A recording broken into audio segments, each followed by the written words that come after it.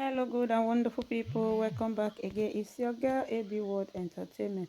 Good morning, good afternoon, and good evening. Depends on the time you guys are watching me from. How is everyone doing? I hope you all are doing great. Today we get to story what we want today about this guy where in turn ROIP, where police officer where he drink come turn the 19 years old boy to RIP. Now a story we want talk it today. And another person where they call Blessing. We want to talk about that story as well. Blessing where in by his own mama because of say a church pastor talk say in mama na he be WW all those senior mommy and senior daddy of the night. So now these two stories we want to talk about today. My good and wonderful people. This person wey una dey see so in a 19 years old guy all the way from Abia State for inside of Nigeria. Now in this late Friday for come. So wetin come dey happen? The late Friday as they come dey inside that in die for inside August na im take when police officer take give am RIP for sorry he die for inside April 17. So na im this Friday take turn RIP. You understand? Friday Arusi. So him name na Friday Arusi. So wetin make me come out today, I wan talk about some family wey e dey greedy. You understand? Because I no know why some family be say they no dey value person wey dey alive. Na person wey don turn RIP na im dey always dey value. You understand? So na that one na im dey pay me for inside the matter for here. So my country people, okay. So as we dey talk dey go my lovely people, this family wey this story wey I dey tell una so for here, this story wey I dey tell una so na about greedy family wey they no even care about their loss. You understand? I never see some family wey just dey very very greedy like this. They no even care about their pikin wey turn RIP. They begin dey fight for front of judicial panel. So this EndSARS panel wey they set aside say make they take fight this people wey dey find like to put justice for police brutality and police brutality and bad government wetin SARS and police don do people. So you understand? Na about them now they talk about my people. So how e take play my country people. Now I wan yarn una so this guy wey e dey here so he turn RIP for inside April 17. So wetin come happen when the judicial panel come say okay they need to compensate this family of this guy wey he turn RIP. So make they take like not be say the money reach to take bring pikin come back to this life again, but make they just give them say because na so that they do am for obodo oyibo just to beg the family say make they forgive them and all those things. You understand? So now wetin happen be that. But unfortunate my people see fight for inside court. See fight two family begin dey throw blow. This boy wey we dey talk about this Friday wey he turn RIP so he no get mama again. He don tey wey him mama turn RIP too. You understand? E just dey very very painful. E don tey wey mama turn RIP when him mama dey when he dey small. So na only him papa na he take care of am. So he wan do WAEC na him like senior WAEC na him dey waka for road.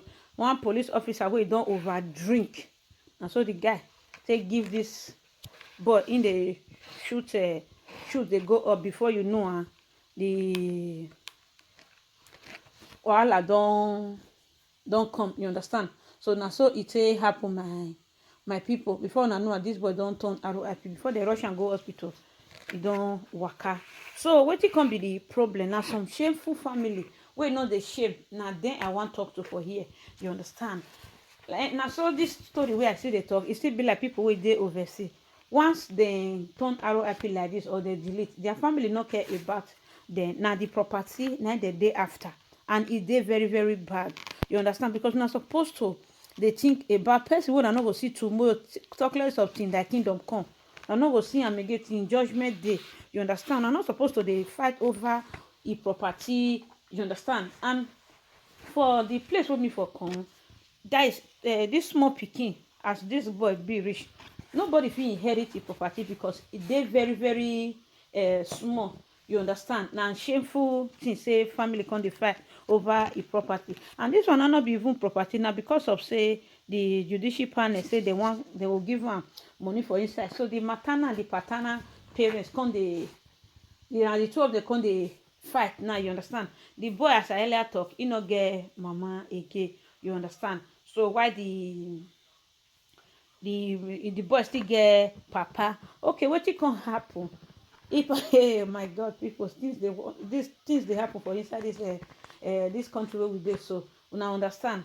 Okay, this boy we dey talk about, so now this Friday, now papa now take care of her from that time where him mama take turn RIP, come reach the day where he come still turn RIP. Una understand? So now so it a happen, my beautiful country people.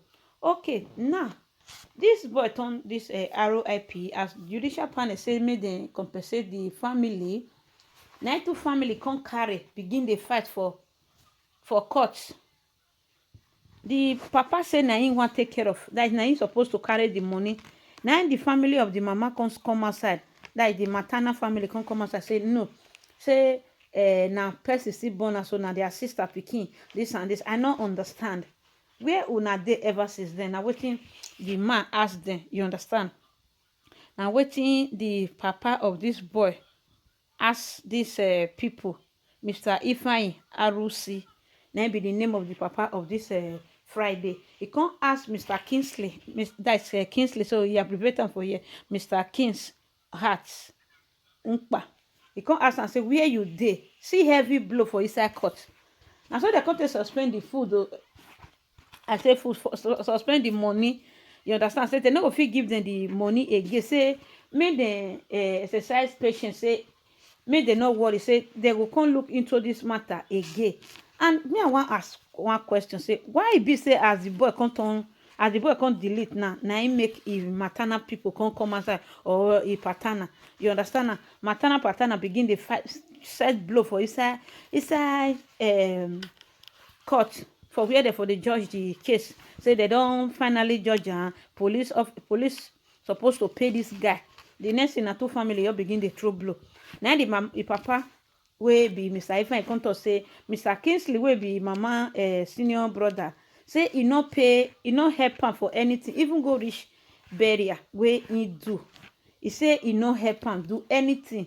You understand? He say the plot of land wey he buy, wey he put in your pikin, now only you want pay the plot of land. You understand? You know say na so Igbo people take dey do. Igbo kwenu. Hey, so he say na so the matter take happen. As we dey talk, so my people, Igbo people, that is this maternal side now, they not contribute dime for the burial. He said, but when they won't even share the money for the burial, they realize 1 million. And this thing for our side, don't share. Everybody gets your culture. You understand? 19 years old person, now they could go to spray for the burial ceremony. For our side, it not be like that. As far as say, it not born put for this word before in delete. So they know they do burial for her. You understand? Talk less of say they want to spray money, all those type of things. Now to just go put time bury and quietly. Now so they say they do all those things. You understand? Now so it happen, my people. Okay, as I talk to una, so my wonderful people, wetin come happen at the end? Now be Mr. Ifeanyi come to say the man no go fit follow and share the money. That is the paternal side. No fit follow and share the money because they no contribute dime for a pikin.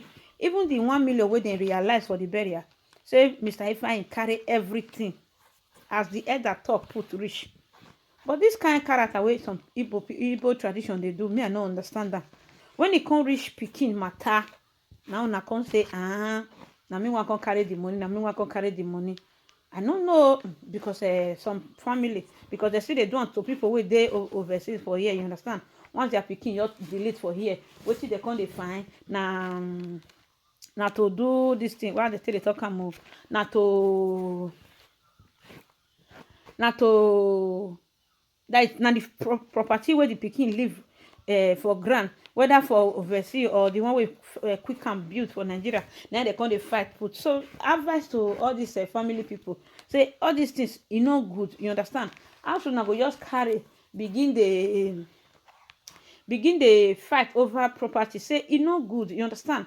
Okay, look now, na judge na come still dey judge the matter, come dey beg dem say this one never reach the one wey dem wan fight put. How much Nigeria judicial panel wan give una? E no go reach anything, you understand. E no go reach anything, even though say na heaven and earth dem wan give una. E no be wetin they dey fight put. Once una reach house, una go come talk about am, you understand. And to even chop small pikin money sef, e no good. So the papa say the maternal family, they no get right over in your pikin, you understand, because na him dey take care of the pikin since when their sister take delete. So now their sister pikin don delete, and now they come outside. So all those character e no good. Make una lis ten to this message, make una use am take change. Na shameful thing, you understand. East side of Nigeria, na shameful thing. E no good. I know say una no dey forbid for una side. They fit still wear cloth for this small guy wey he turn RIP for east side, but fighting over the property, no. Fighting over the property, no. Even though una wan still fight the fight, no be inside court for there. Una go reach house first before una begin dey throw away Mike Tyson blow, you understand. So may the soul of this guy rest in peace. So as I dey talk to una so now, they no come fit do this thing again, that is give them the money again. So wetin come just happen be say they come tell them say make dem come back again on the 7th of this April wey we dey so. Now they want come join the case go on the 7th of April 2021, you understand. And this thing na since 2017 now this Friday take turn RIP, you understand. So I just pray may God solve the problem wey dey the family, say may make dem fit solve the problem, so that maybe they know who they want give the money to. So by doing so, I pray that God will intervene, you understand. So if you know say you fall for this kind of category, I beg make una stop am. E no just good at all. Okay, my people, may we waka enter the other story wey dey for today, wey be blessing wey turn Iyo mama to RIP, all because of fake prophecy. My people, things dey happen for inside this ogbonge Nigeria. This girl una dey look so, she na 30 years old girl. Dem be Igbo people, but they dey another Igbo again. Then somebody go say, "Hi Igbo, na no dey finish your story." Egwinefo Ohayakina. Na joke I dey, my people. Okay. So this blessing na 30 years old girl. So she don't even get in old pikin, because in get parable wey they talk for Benin say, as you do me, na so your pikin go do you. Our granny they always they talk and say no be curse, say na blessing, you understand. Say as you do and so your pikin go. Na so they say they talk. If you treat your mama well, it good. If you treat her bad, it's still good. Because I know say some mama na WW senior, excuse me guys, senior mommy of the night, you understand. But you no reach the one where you go take delete and come up for this world. So my people, and so it take happen. This girl wey I dey talk in old story, so in pastor na in tell am say your mama no join at all. Say your mama na WW, you understand. Now wetin your mama, that is the pastor, tell am. So all this prophecy of 18, it don't spoil many hearts, and it will still destroy a lot. You understand. Wetin they see they no see wetin papa God not tell them. They go dey talk say na so papa God tell them this one, na so papa God tell them the other one. E dey very very wrong, my dear family people, you understand? Because all these pastors now, once they all go wash their eye finish, they will come dey talk wetin their eye see and wetin their eye no see, and e no good. Okay, person wey no be ww, you don go tell am say im mama na ww. The only thing wey go dey her mind na say because say she no progress, she no move forward, na im mama na e cause am. The only thing wey you do na to just delete am so that make things for dey okay. Okay, now when she come delete am now, no be the where she dey na she still dey. So my people, now where she dey, and the one wey she come dey na come even worse pass the situation where she dey. So I want use this opportunity to tell people say make they no dey lis ten to all these fake pastors, you understand, wey no know anything, una understand. All those one no join at all. Una no dey lis ten to them at all, you understand? Because they all these people, they destroy her. They be home breaker, they be whole destroyer. Una understand? They be whole destroyer. Because I know just understand at all. How person go just you label another your fellow person say na ww. Okay, imagine those small pikin dem for Calabar that year when they thought say they be ww, when some people come they leave their pikin. Imagine even pikin where they suck breast, they say they talk say na the pikin na ww. Na very bad thing, you understand? At the end of the story, my people, at the end of the story, oh my God, a lot of parents then throw away their own pikin for streets. Some, like, if not for some Oyibo and some people wey come rescue those pikin dem. No. How can person tell you pikin wey you not be wish? How come your pikin wey dey say your belle come take be wish? Because dem begin dey talk and say ekwenye enyenari obi, meaning na inside belle na snake for the they get your whether na bitterness, I don't know how I want to put on, you understand? Okay, how come you not be wish your pikin come be wish wey dey inside your belly? How come? Who can give am wetin you buy, wetin you shop? Make una understand that kind of thing, you understand? Okay, now this fake pastor, e don reach where they go take stop all these things, you understand? Because most of them know they fear God at all, and they use the name of the Lord in vain, and it's very very bad, my country people, you understand? It dey very very bad for all this kind talk where they like this kind bad this thing where they do, you understand? Say you can your put name for person body wey no know anything, my people, e no good. If you know say you be all this category of ungrindomi pastor, so abeg make una stop am, una understand? Because see where una land this girl to, this 30 years old mama wey still get in your pikin. Now who wan come take care of this pikin wey she wan leave behind now, you understand? Because your mama don already get turn RIP. Now no say Nigeria na whether na be like America, I no know as I want to talk am. Because who do this kind of thing, who delete person must surely delete himself. They will still delete am, you understand? So now so the matter dey happen, my country people, you understand? So now wetin happen be that one. Okay, this girl now he carry mama go farm, as pastor don already tell am. The matter don dey in mind say this woman so now you make me no better, now you make me no move forward for life. So this thing where you do me, I not go gree. No, say if you don't already tell person, so the way they come they feel and all those talk, you understand? Now so the matter they sup, my country people. Okay, this blessing now where her name na Blessing Ijemo, where im mama name na Ijoma Ode, come carry im mama go farm. Oh my God, what did this girl do to im mama? Now only God go fit forgive am, you understand? Now only God na go fit forgive am her sin. So now the little pikin wey dey her hand, now that one just the pity for, wey wan come become motherless. Now that one just the pity for. Because if to say not delete him, mama na say na injure am, it was still good. So this girl now come carry mama go farm. As they reach farm, mama come dey work. No, as person they work, now you they work, the other one they work. Everybody need to bend down and be doing the farm project, you understand, and they work for inside farm. The next thing, my people, oh my God, una know wetin happen next.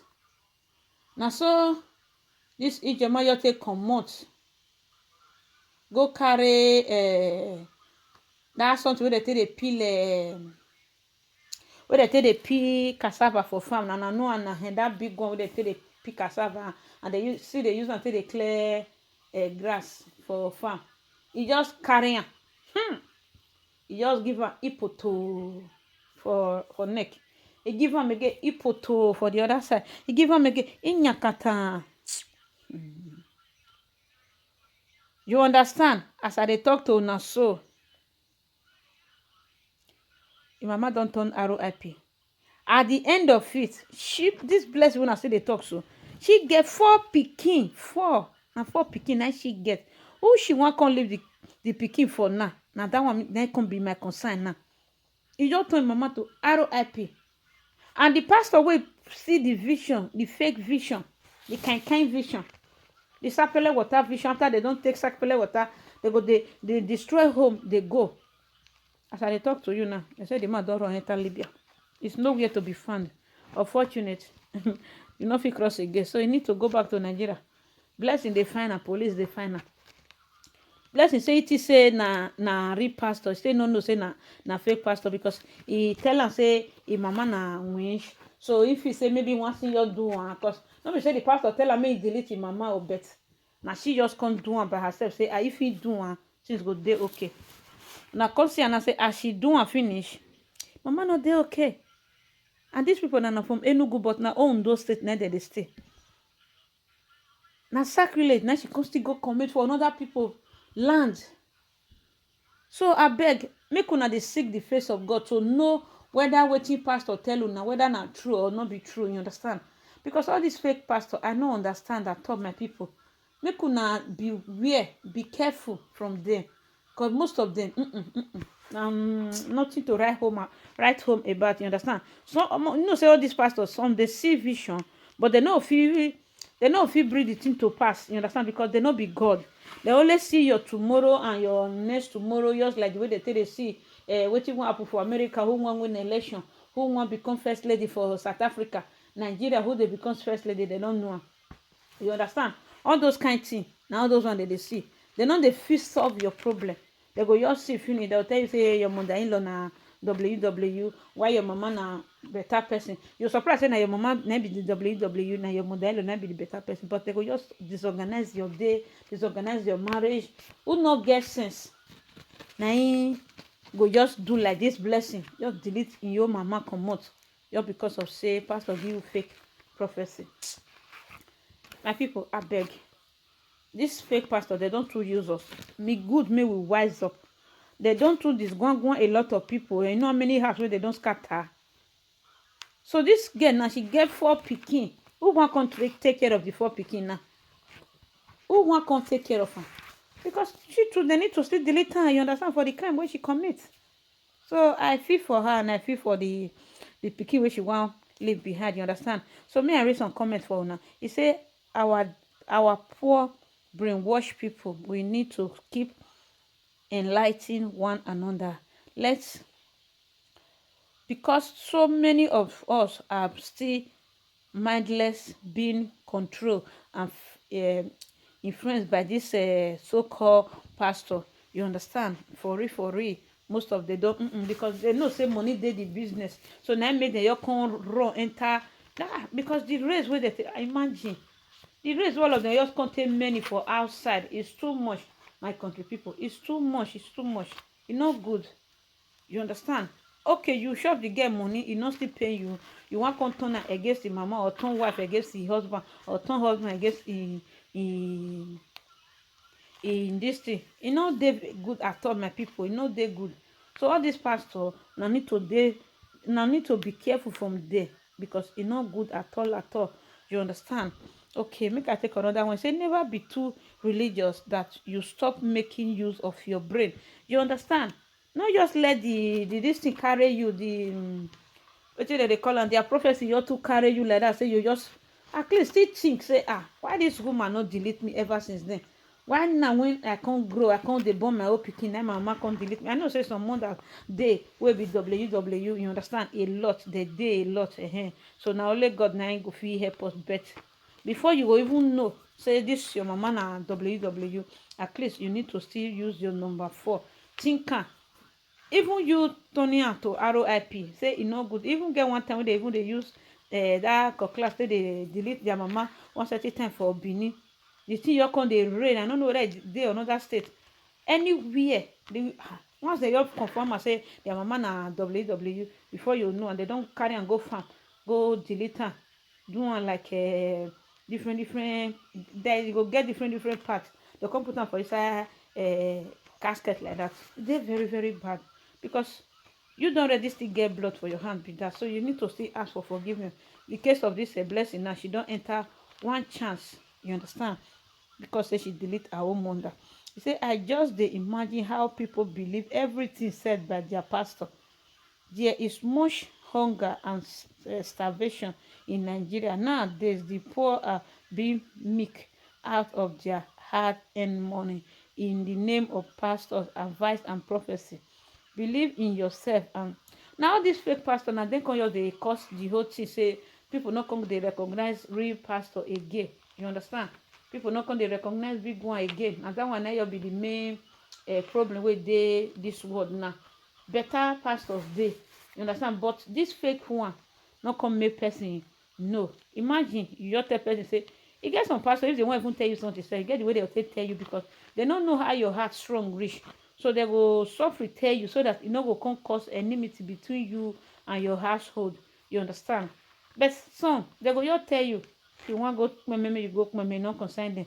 You understand? Because their own don't spoil, so you not concern. They say you better or you not better. So now so they be my people.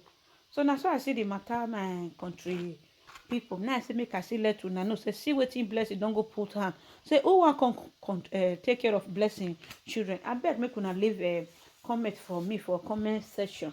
You understand? So make una dey very careful from all these hungry Indomie lion pastors. Not be all, but it gets some. Make una just stay clear from there. I beg my people. You understand? Because e no good. They be home breaker. They too they break home. I beg now they beg all of una. Now understand? So as una do so, now so Papa God will take bless all of una for me. So my people, make I leave una. We will see for another video where you know go to take. Okay, my people, bye for now and stay blessed. I remain your humble sister, AB World Entertainment. Help me to share this video. Leave a genuine comment for me as you do so. Papa God in heaven will definitely bless you for me in Jesus' name. Bye bye.